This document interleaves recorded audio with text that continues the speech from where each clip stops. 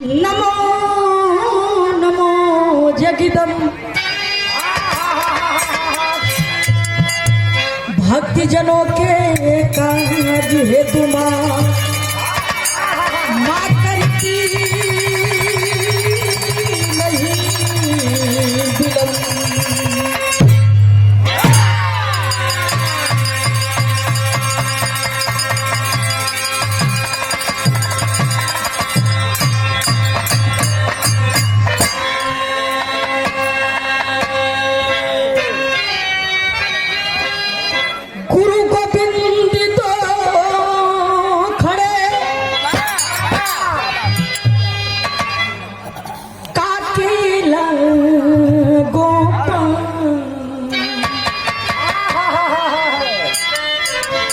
बलिहारी गुरु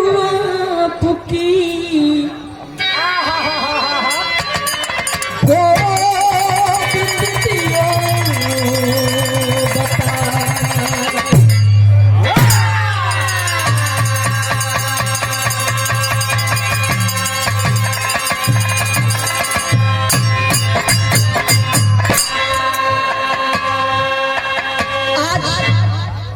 होली मिलन बा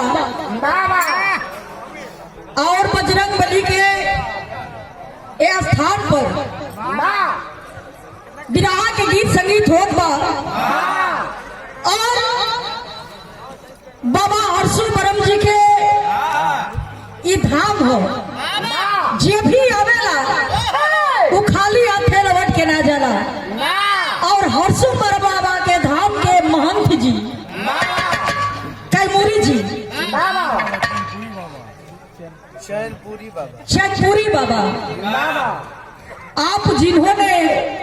मनोज तिवारी जी के फिल्म में कई फिल्म में आपने काम किए और जब बम्बई में हमने के कार्यक्रम होके